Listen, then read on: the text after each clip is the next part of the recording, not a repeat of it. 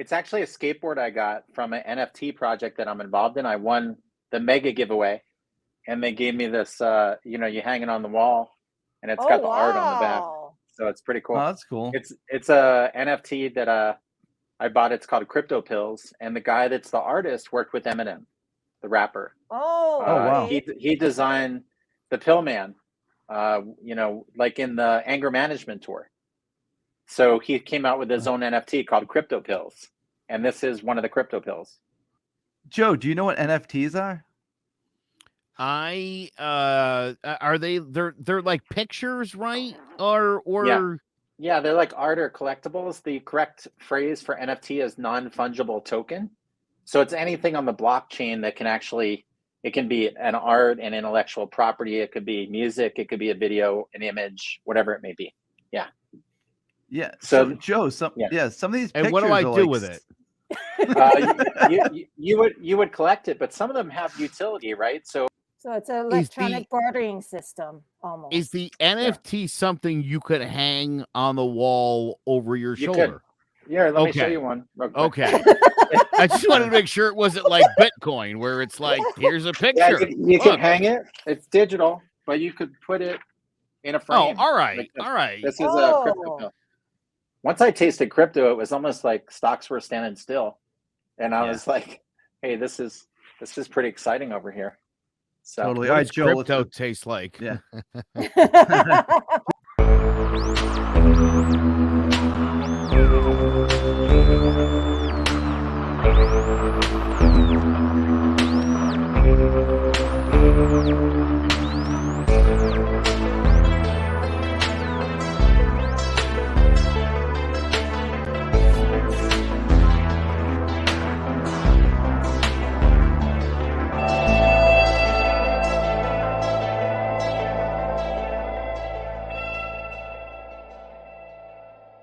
Hey there, Morks. Welcome back to Conspiracies and Beyond. We're here with Hugh, Todd, and Jedi, and Joe, and we will be talking about cryptocurrency. How exciting. All things crypto and mining. Thanks, Hugh, for coming on. Yeah. Oh, absolutely. Thank you for having me. So, Hugh, we spoke to you last week, and we had a mutual friend introduce Jedi and myself to you. We didn't know what we were walking into. We thought we were just zooming with him, and then all of a sudden we were in this presentation. So the whole time, me and Jedi are texting, like, "What is this?" We thought it was some type of pyramid scam. So right. We definitely wanted to get into mining, but after we spoke to you, obviously I went straight to the internet and Reddit and Googling all this stuff about mining. And there is a place I know you from. Joe, play the Sprint. With his mouth. Here, it's PCS Vision from Sprint. Fast, easy to use emails like your computer on the largest all PCS enhanced nationwide network. This is great. Somebody just graduated. Introducing PCS Vision. I've seen that commercial a million times. I looked at your reel. I'm like, I know that commercial. I've seen it 1,000 times. That's funny. That's so funny. Yeah. It's so funny. What's your background? I was learning how to use a phone. Now I'm learning how to use Bitcoin. Yeah. What's your background before Bitcoin? Yeah. So before Bitcoin, I grew up on the East Coast in Pennsylvania. And I played a bunch of sports, showed horses. When I was 18, I joined the U.S. Marines. I worked on aviation electronics on helicopters, on CH-53s, which are the big cargo helicopters. They call them Hueys. And I went to Parris Island, South Carolina. And then I went to school in Tennessee at a Navy station there right outside of Memphis, and then California. And then I worked about 10 years in the restaurant industry. And then when I was around 25, I got into acting and stuff like that. And at the same time, it was kind of weird because in the restaurant industry, I started getting like pains. I don't know if it was like carrying a lot of plates or something, but they said you can't keep carrying plates and you got to find something else. And I was like, what am I going to do? So I actually started doing kids parties, and I actually started my own event planning company and started doing parties for people like Will Smith, Magic Johnson, the Wayans brothers. So I did parties for like Jaden, Trey, Willow. Like I spent time with a lot of these celebrities' kids. and I entertained and did magic and all sorts of stuff. And then we got into big events like a haunted house that was in People magazine for the Smith family. And at the time, there was no social media. So it was just all kind of word of mouth. I was doing parties at Oliver Stone's house, Katie Seagal, all these different people. Oh, yeah. And I was the guy dressed up in the costume doing balloons and magic and all these different things for these kids, right? And then I got into some domino art stuff too, and I'll mention that because I'm going to be on I'm going to be on TV in a couple months on Fox. Yeah. I got onto this reality show called Domino Masters, and I did dominoes for Justin Timberlake, Stephen King, Mary-Kate and Ashley Olsen. Got into digital marketing, and then from digital marketing, I went to kind of like direct sales and had my own, had my own SEO company, which I still have some clients where I did, ranking for luxury real estate, e-commerce sites, stuff like that. And with the pandemic, somebody told me about mining and I didn't really know that much about it. And I remember I just got a bigger office in Santa Monica. I just hired more people. I just got more clients. I was having the best year I ever had. And then the pandemic happened and I'm like, oh, this is not going to touch me because I work on Google. Next thing you know, all my clients started shutting down their offices. And I'm like, what am I going to do? And at the same time, the mining business that I got involved in just freaking took off like lightning. I mean, my phone wouldn't stop ringing. And I was like, wow, I was so lucky that it happened at the time that it did. And it's just literally changed my life, like cryptocurrency, Bitcoin mining, NFTs, like just being in a different dimension of how money can work versus like suffering to get a dollar. You know what I mean? Because we all kind of like, sometimes we swallow our pride and we do things we really don't like doing just to make money to, support our family and stuff like that.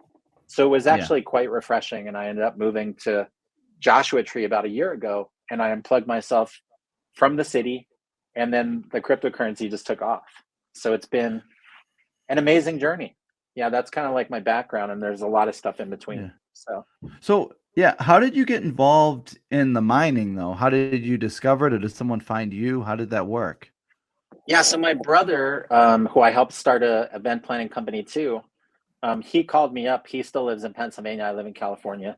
And somebody that knew me from about 10 years back said, hey, I want to talk to your brother. They knew I was good at marketing. And they called me up and said, hey, do you want to buy one of these machines?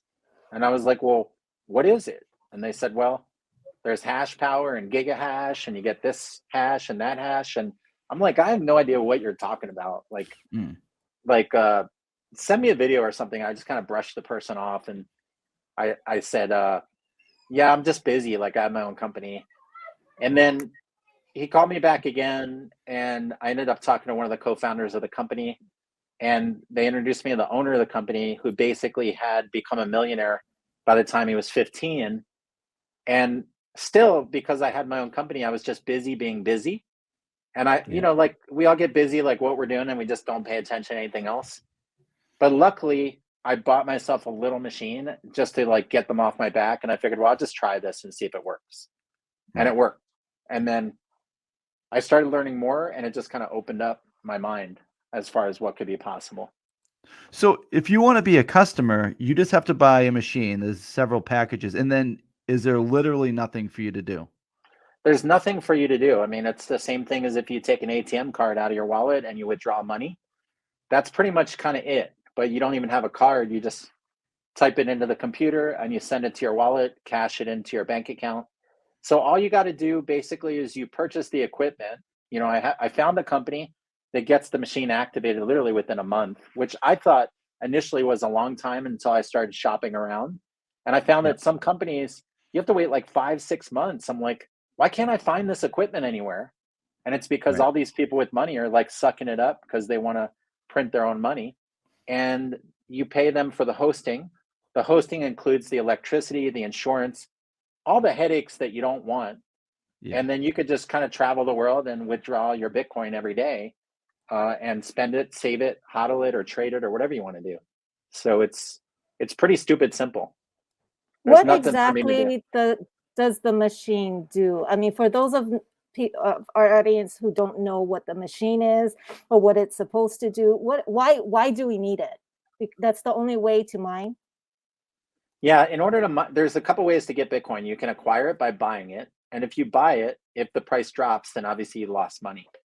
But if you buy one Bitcoin, let's say you buy 2 Bitcoins, and right now it's 100K for 2 Bitcoins. They're about 50K a piece. And you hold the 2 Bitcoin for the next 5 years. In 5 years, you'll have 2 Bitcoin, whatever the price is. But if you took the same money that you were going to put into the 2 Bitcoin and you put it into a bunch of mining machines, you're not buying currency. You're actually buying the equipment that grows the money. It's like buying the goose that lays the golden egg. And in 5 years, you could have 6 to 9 Bitcoin for the same amount of money that it costs you to buy 2. So if you could do that, and then you don't have to get emotional and look at the price, every day you're just getting Bitcoin no matter what the price is, you're actually getting some transaction fees too. Now, you can buy a currency or you can mine it if the currency you're in, you can mine. Now, Bitcoin is what we call proof of work. So in order to actually mine the Bitcoin, you need a computer that connects to the Bitcoin network.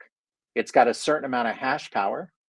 And then there's some mining difficulty that's based on how many people are on the network that can go up and down.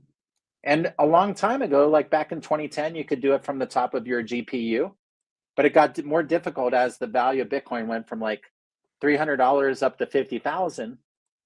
It became a lot more competitive. So now people couldn't do this at home because you needed more power, more electricity, more machine. And these machines that I bought, like if I were to play them right now, we wouldn't be able to hear ourselves think because they make the noise of like 5 vacuum cleaners, like running 24/7. We need earplugs. I see. Yeah. And they take a lot of energy. And most of the yeah, energy in yeah. mining is renewable too, just so you got, because I know that question comes up is like, how is this for the environment? It's kind of like how is driving a car down the street. But most mining facilities use renewable energy because it's the cheapest form of energy. And that's how you become profitable in mining, is having cheap energy, the right setup, efficient machines, and now you're mining Bitcoin. So Joe, just so you know, so say we bought one of these machines. I think, what is the smallest package? About $4,000? Yeah, the smallest package is about $4,000. So you buy the machine, Joe. It doesn't come to us. It goes into a mining rig in what is it, Montana, Wyoming, or Calgary? Yeah, we have one place in Montana that's hydropower, and it's right near Kalispell, where there's a big ski resort, and the power comes off of a dam, water, and then it's set up there, and people monitor for it. It's insured, you own it, but they take care of it for you, and the electricity is much cheaper than if you have it in your basement, and they monitor everything and make sure that it's working the right way, and if something happens to it, they fix it for you. And if they can't fix it, they'll replace it one time. So that's kind of how it works, is they hook it up after you buy it. After the cycle of, if you mine for 3 years and you decide you want to have the machine shipped back to you, then you own the machine. And, you could try to do it on your own, but I don't want to do that. And you just renew the hosting like you would a website, which includes all the electricity and everything. Now it's 4 to 6 years for a machine. What happens after that? Do they just die or something? Yeah, well, it's kind of like a laptop. I have a 10-year-old laptop, in my house, but it's not going to work like the one I bought 5 months ago. The technology, it's meant to last a long time. When you look at companies like Riot or Marathon Holdings, these are companies that buy like 20 to 70,000 machines at a time, and they're spending a couple $100 million. So if it was obsolete in 6 months, it wouldn't be profitable. So they've got to last. Like if you were to put in S19J made by Bitmain on the web right now, you'll see that the lifespan is over 5 years. So they're just meant to mine Bitcoin. That's all they do. They're not for gaming. They're not computers that you do like send emails on. It's just purely for mining Bitcoin. It's got a special ASIC chip in there to mine the Bitcoin. So if you were going to explain how you get a Bitcoin to someone who had no idea, are all the computers working together to get the code, to get the algorithm? How does that work? Like, what if the machine I buy never gets a Bitcoin? Do we get an average? Because say a silver gets like $10 a day. How does that work? Yeah, so it's all based on hash power. I mean, I could probably, I don't know. Do you want me to do a screen share and show you like a Bitcoin mining calculator? Like what Can one you looks like? explain what hash power is? Yeah, hash No, I know power that. is, I know the calculator. yeah, a hash power is like horsepower in your car. So like if you have a Ferrari and I have a bicycle, you're obviously going to go fast as long as the engine works and it, you know, it drives. You're going to go much faster than me because you have more horsepower. In a computer, it's called hash power. So you could have a little, you know, little computer, maybe it's got, I don't know, 10,000 hash power, but then to get 800,000 hash power, you're going to need like 20 computers, right? So you need more computers, therefore more energy. With our company right now, if you get 8 computers, that's almost 1,000,000 gigahash. You're mining roughly almost anywhere between 85 to 100K per year passively in Bitcoin. If you have one machine's mining about 1,000 a month, we're talking an S19J because it's got 100,000 gigahash. So whether you buy one Jedi or Todd or Joe, if you guys all buy the same machine, same model, we're all mining the same amount on that machine. It's just like, what are the other factors? Are we paying cheap electricity? Do we have it set up the right way? And what happens is you connect these on what we call the Bitcoin network through a mining pool. There's different mining pools out there. Like there's ant pool and slush pool, and you know, some of these other ones were on btc.com. And some of them are more consistent than others. Some come with different measurements where you get part of the transaction fees and they do the average. Some, there is no average, there's no transaction fees. So you got to get on the right mining pools. I don't have to worry about all this stuff. This is probably more information than I've talked about within mining, like here, than I talk to with regular people, because regular people, they watch a video on how Bitcoin mining works and then they're like, okay, you know, we're solving equations on a block, on a network, and for solving the equations, we get rewards as a miner, depending on the hash power. So, yeah. So do most people start off with a silver and then they get going and money keeps coming and then they'll go up to a platinum and then eventually maybe the black diamond, which is the biggest one? Is it get addicting, keep buying machines when you see the money coming in? It does. I find that most people, when they buy a machine, they end up buying 4 or 5 more machines. Yeah. Some people start with a big one. You know, there's some people that are just, you know, hey, they're ballers and they got money sitting in an account and they're like, hey, I'm not getting anything in the bank. Like I might as well move 200K over and get 16 machines and, you know, mine about $500-600 a day passive for the next 5 years. I think that's a sweet deal. And they just move it over and they buy the machines. It really just kind of depends on your financial bandwidth. And I'm not here to give anybody financial advice. You know, it's completely up to you how many machines you want to get. But we get all sides. You know, we have some people that start small. I started small. I started with one machine. I got another machine, and then I bought like 19 more machines within a period of 5 months. Wow. Because Yeah. and the So, machines like I mean, machines like 12K. So if you buy 16 machines in 3 months, I mean, that's what I bought between September and December last year, because I was like, hey, I did the math. I mean, my wife, I did the math for my wife. She goes, well, that makes sense. Don't you think we should just get them? I'm like, yeah. Which card do we use? Like, which one has points? You know, like get some points. Yeah. It is simple math, though. While she said yes, I'm like, okay, I better buy them now before she changes her mind. Because I'm like, because say Bitcoin doesn't move and these machines last 5 years, you make about 4 or 5 times your money. I mean, it's just simple math. You know what I mean? yeah. And it's probably going to go up. Yeah. And then my accountant, yeah. my accountant told me I could write off the machines. I'm like, oh, there's another excuse. That's why I bought my second set of 8. I was like, another good excuse for a write-off. I'll get 8 more before the end of the year, you know? Right. So El Salvador is the first place to make it their national currency, right? Yeah. Yeah. So and Jed, there's other think of countries this. right now adopting, like the Ukraine is looking at like XLM and Bitcoin. And, you know, a lot of these countries, they're looking at stuff right now. Yeah. But isn't Japan banning private crypto? Like they just sent something out, Japan banning private crypto. What happens when countries don't want to authorize it? Well, crypto doesn't really have any boundaries. You'll find a lot of people in crypto are living in different places around the world. There's people going to Panama. There's people going to Portugal.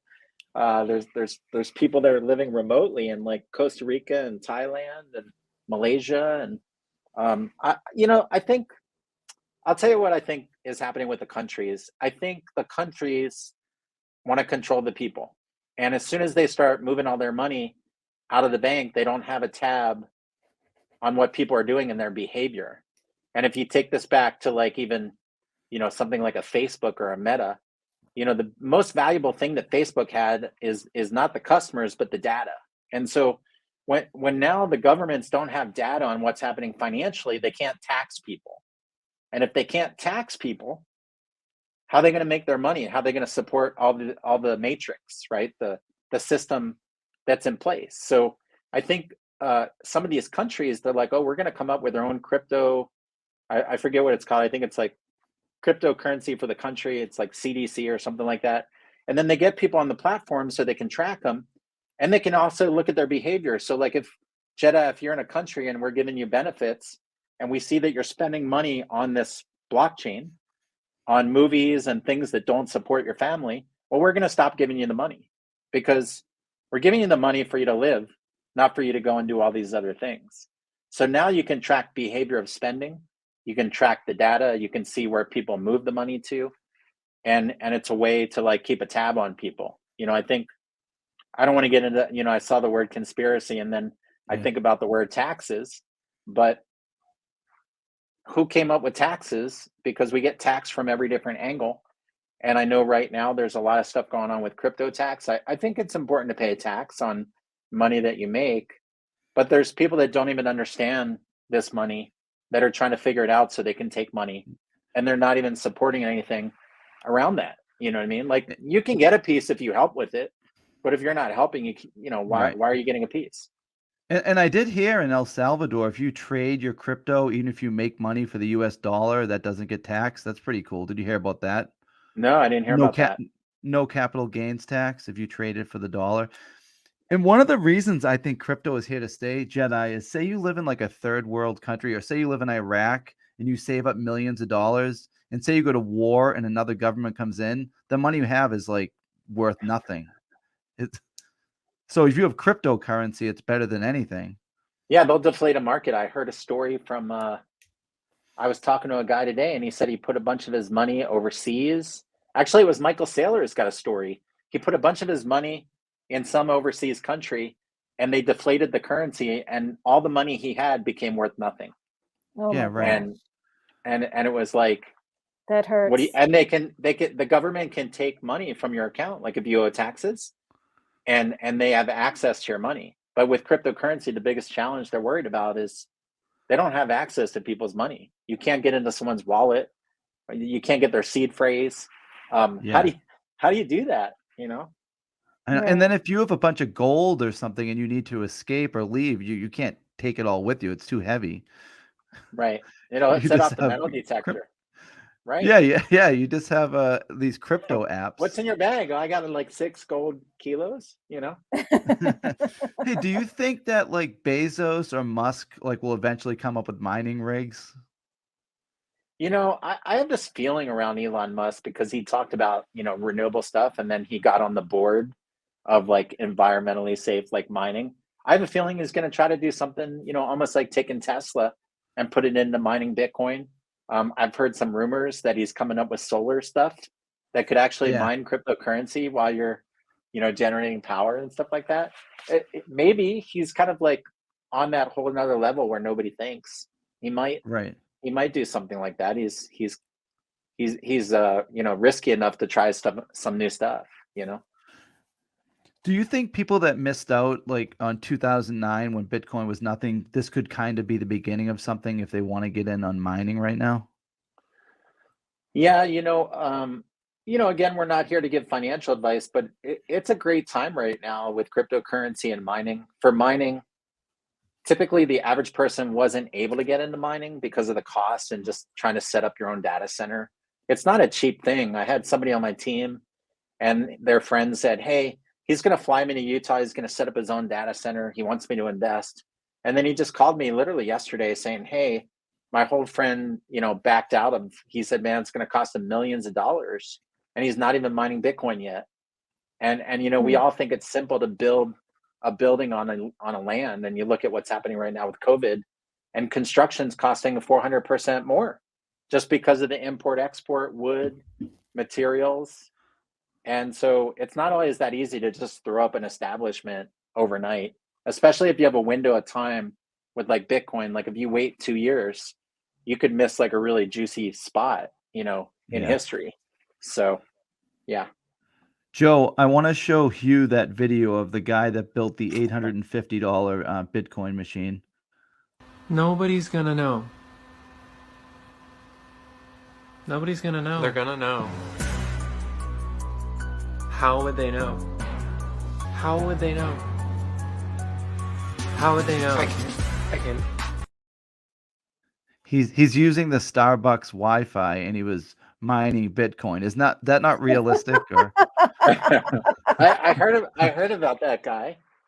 And then wasn't he trying to sell these things or something? yeah. Was he successful in selling them, or? It looks like it. I kind of read a little bit about it. It looks like he was making money off it. Is that something the average person really can't do, or? I don't know how that would work. I mean, what are you going to do? Sit in Starbucks and drink free frappuccinos? And but why do you need so much power to? That's the Right. thing I don't understand. How much energy is used? I mean, what's the computing power? I mean, if I were to go to, let me go to one of these machines. Let me just look and see how much power one of these things uses. But they use a lot of kilowatts. But let me see if I can come up with the machine with the specs. Let's see.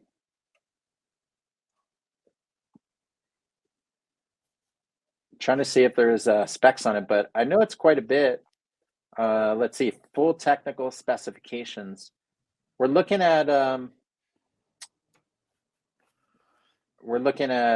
talks about the environment, miner size, reference power efficiency, hash rate. I don't know. You need Yeah. It's hard to even understand this jargon, to be honest. It is. So another thing is, say you live on like an island country and electricity is really high. Now, when Bitcoin goes down, aren't those people going to shut their machines off first, so we'd have a better chance of getting the Bitcoin? Yeah, they're going to shut down their machines because, like, what happens in places like like even in China, they have monsoon season, right? So when the weather comes through, they shut down a bunch of the Bitcoin mining factories, and then we all mine, like a lot more Bitcoin. In fact, when China unplugged a couple months back and Bitcoin went down to 29K, I was mining like 40% more Bitcoin. So instead of on 8 machines mining like 1.6 Bitcoin a year, I was mining like 2.64 Bitcoin a year during that period because people shut down, they pulled off of the network. And the power is a big thing. I mean, I have people right now that are buying machines in Fiji, Tonga, Australia, New Zealand, Niue's, Papua New Guinea, Spain, Italy, London, especially in Europe. Like electricity is super expensive in like Germany and Sweden. There's no way somebody is going to be mining there, Yeah. So mining happens by chance when you get the Bitcoin. I'm not fully understanding that part, depending on the electricity. It's not by chance. It's based on if you have the hash power and you're on a certain network, you're going to get a certain amount of Bitcoin based on the network. There's a calculator that shows what output of electricity on the network is going to generate what kind of amount of Bitcoin. And so the thing that gives you more likelihood to mine more, it's not like a roll of the dice. It's like, oh, you're going to buy a machine, and I hope I get a golden egg this year. Right. You're gonna get pieces of that egg every day. The question is how much hash power you have. Like, for example, 8 machines right now that I have are generating, maybe like $7,000 a month. So if I have 24 machines, I'm generating 21,000 a month in passive income, and I'm paying for the hosting, but it's going to be pretty right on to where the hash power is. The thing that fluctuates in mining is what we call mining difficulty, which is based on how many people are on the network and how difficult it is to mine. And typically when the price of Bitcoin goes up, like it did over the last, 6 months, it went from, maybe 25K up to 69K. It jumped up like we're talking 200 and some odd percent. Well, the mining difficulty got much harder because everybody and their grandma now wanted to get a machine and see if they could mine Bitcoin because it's worth a lot more. But when Bitcoin drops, like what Todd was talking about, a lot of these people that have an old crappy machine in their garage and they're paying 20 cents per kilowatt hour on electricity, they're going to unplug the machine because their energy bill is going to be more than what they're making in Bitcoin. So you've got to have the right setup that's efficient with the right equipment on the right mining pool. And the more machines you have on the same pool, it's going to be more consistent as far as the mining. You're going to get more consistent rewards than if you have one machine on your own pool in your garage. So there's an advantage of working with the data center that's got it kind of dialed in. Yeah, the only way I would get involved in something like this is I want no part of it and someone to do all the work for me. And I think most people probably want it that way. Everyone's pretty busy. But there is one thing I want to say. In 2015, I went to the opening day Red Sox at Tampa in Tropicana Field in Florida.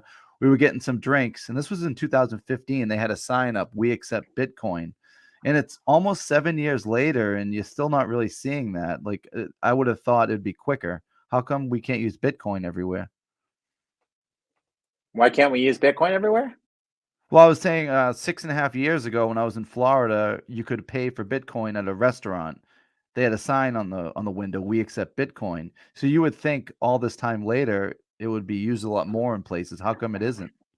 Well, I think a lot of people are adopting. If you look at a lot of businesses right now, many of them now are starting to take cryptocurrency. And there's also cards like on crypto.com. There's stuff over in the Asia Pacific. I have my team that mines Bitcoin. They get these Wirex cards and they can go withdraw cash, go to McDonald's and use their Bitcoin to buy a Big Mac and fries. So it's coming. I think it's just really which bank is going to be crypto friendly. Like, we have this club where the banks have their club and the cryptocurrency people have their club. And the question is, do they want to play together? Or do they want to say, no, this cryptocurrency isn't real? And now banks are realizing if they don't start playing with the whole cryptocurrency thing, that people are going to take their money in a bank and they're just going to move it into a crypto account, like on a Kraken or Celsius or Nexo or Gemini, right? Where they have accounts set up. You can set them up like a regular account with crypto. So there's 21. Is there 21 million Bitcoin and that's it? That's the end? Yeah, and then the last Bitcoin mine will be in the year 2140. So in the year 2140, that's when the last Bitcoin will be mined. But there is So a we don't have to limited worry number of about it, Bitcoin, right? Yeah. And the reason why it's, if it's limited, when you look at funny money that we have in the United States, we just keep printing it. There's been more printed in the last 7 years than probably in the history of our world, where we just keep printing this currency. And that's why every year it goes down 20, 30% in value when we have inflation, is because it's not worth as much as it used to be.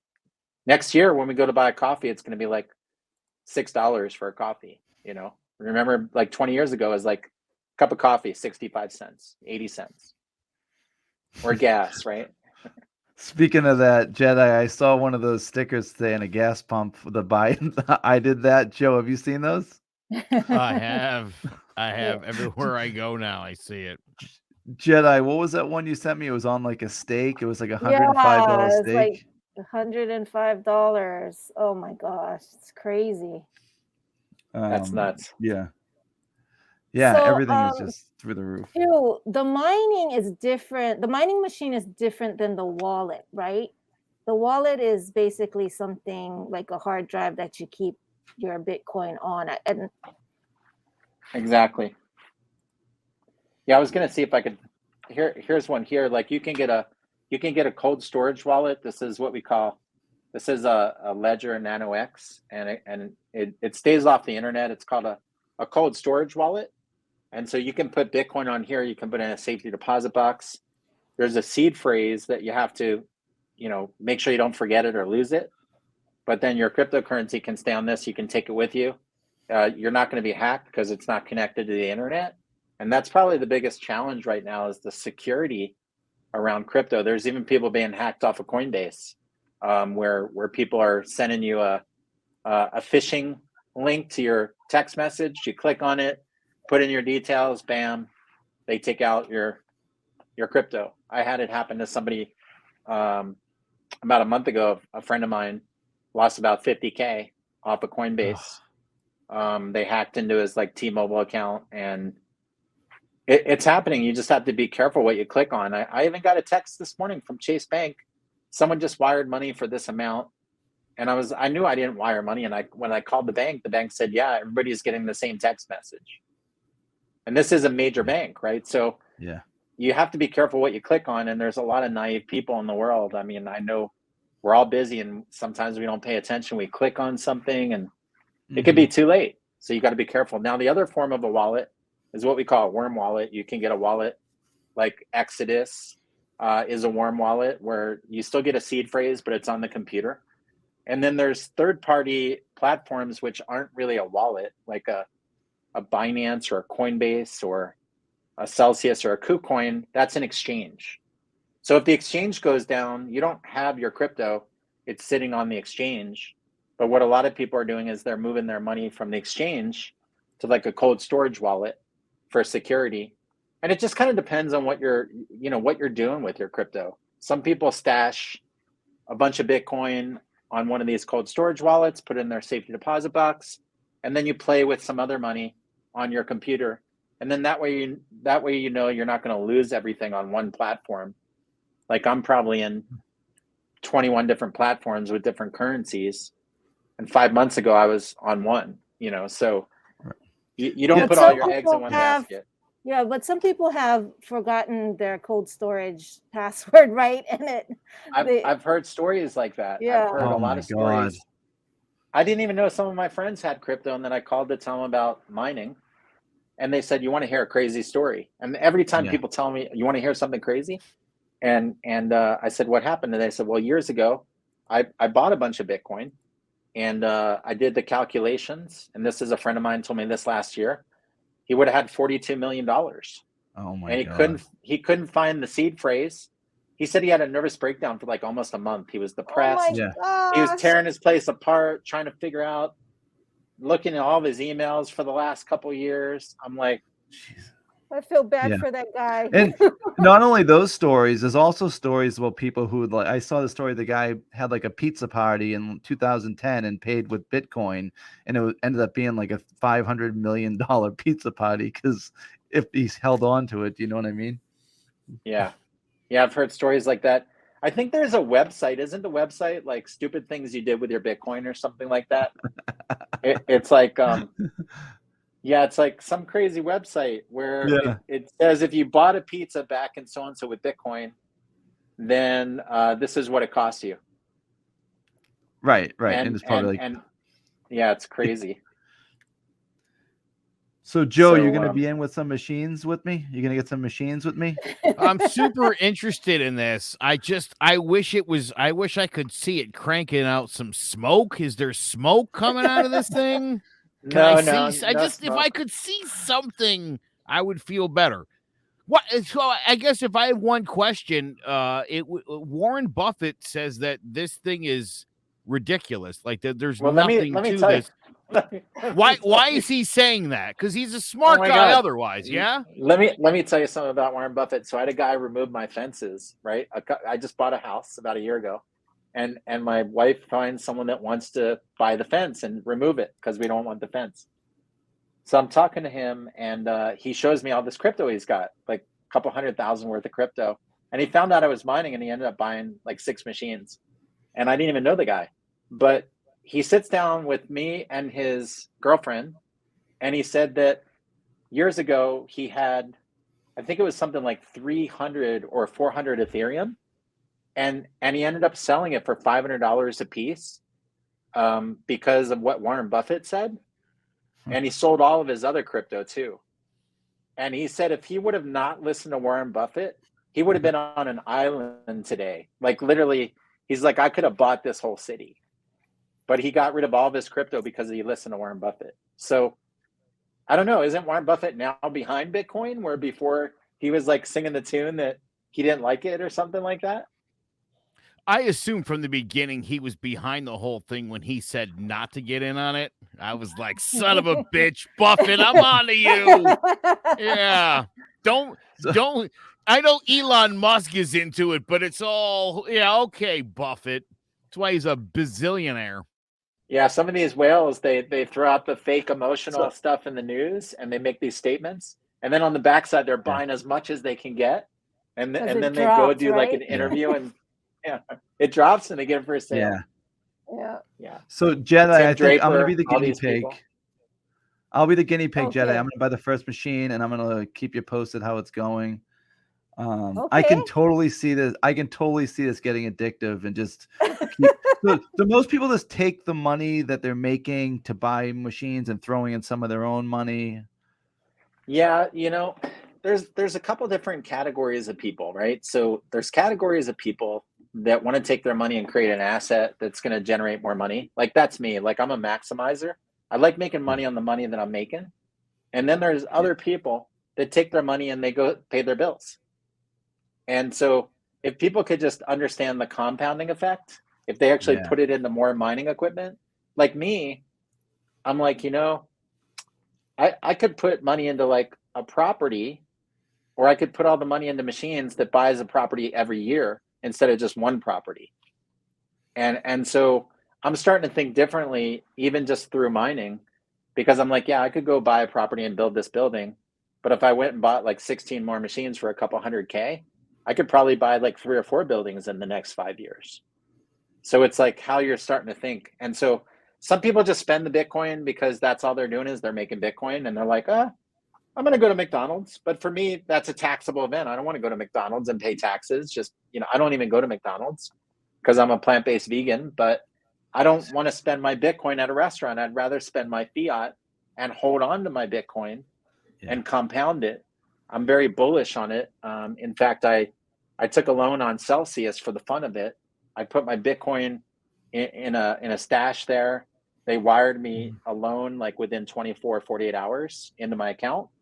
And I didn't sell any Bitcoin. And my Bitcoin that was at 37 went up to 67. So it ended up like, it almost paid for itself by me not selling it.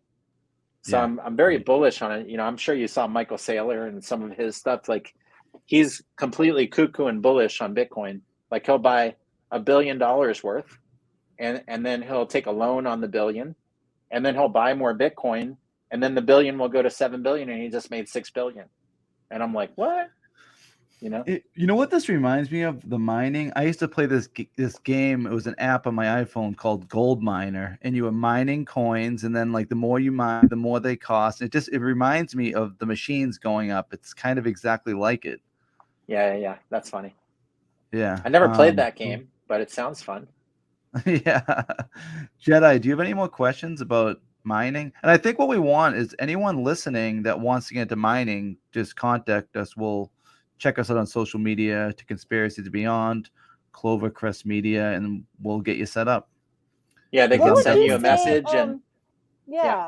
What would you say to the small fry who doesn't have $10,000 laying around and they want to get into mining?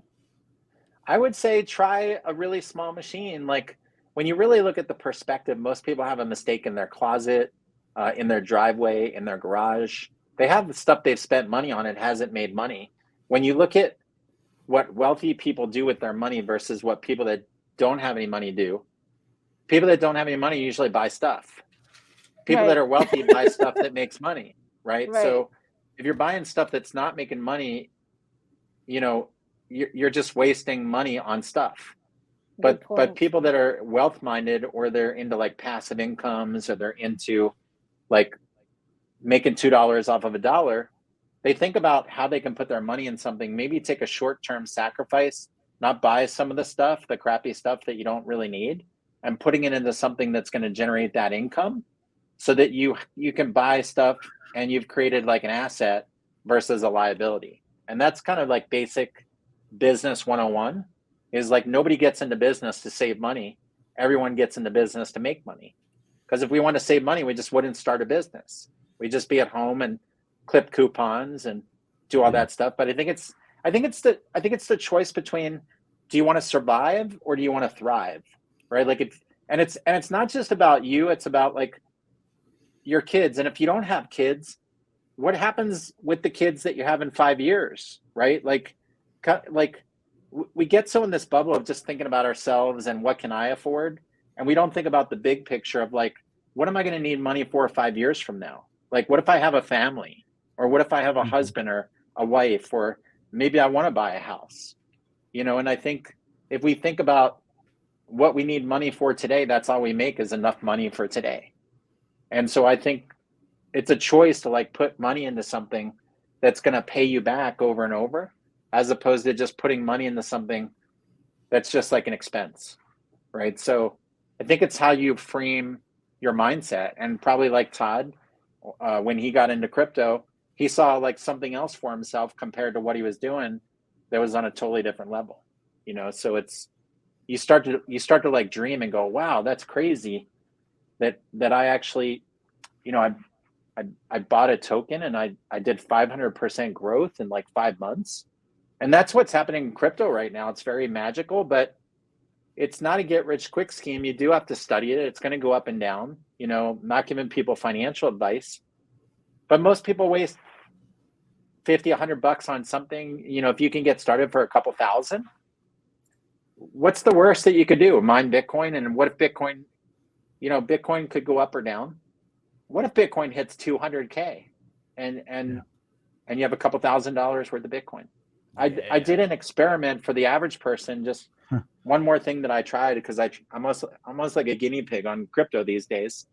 But I signed up for this platform called Swan, and I had them take out $100 a month without using my brain or my emotions. They just bought Bitcoin every week.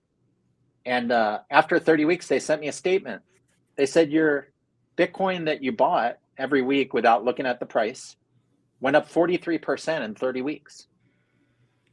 Wow. So if I'm buying it on the low and the high, and I buy it on the low and it goes back up, and the high is kind of like mid-range, and I made 43% in 30 weeks, what does that say about my money that's sitting in an establishment where I'm getting less than 1%?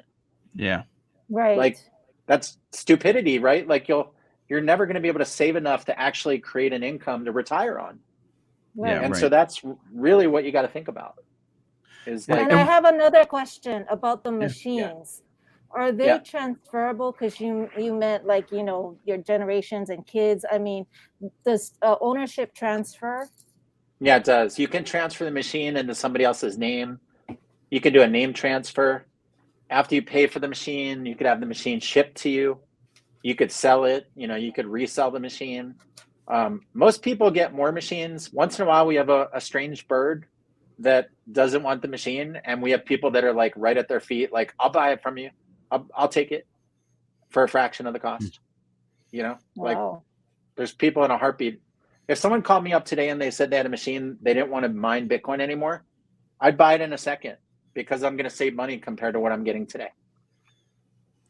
And you're only mining Bitcoin, right? You're not mining Ethereum and all that other stuff. Yeah, I'm just mining Bitcoin through this company. I mean, I have friends that have built some of these other apparatuses. It just sounds like a pain in the butt, you know. Like, I have a friend. These cards were going for $600. Now they're $2,200 a card, and he's got to like find 6 cards and go to 6 parking lots with cash to find them because they're not in stores. And I'm like, I don't want to do that. I don't want to do that stuff. I don't want to like sit there and, you know, while I'm watching TV, like have machines behind my head that I'm, you know, some of them look cool. Right. I mean, the Ethereum machines look like a disco. I'd probably add some music and do some dancing and stuff like that. Yeah. To put them in my cafe, you know. So, you got anything else, Jedi, before we wrap up? No, that's it. Do you have anything? No, I just did want to say, so this is episode 24. We did take a couple weeks off without letting people know. We had Thanksgiving and a few things going on, so we couldn't do, and we won't do that again without letting people know that we're taking a little break. But I think that about does it. So if anyone's interested, contact me and we'll get you set up. And Hugh, how do I get in one of these machines? Do I contact you or?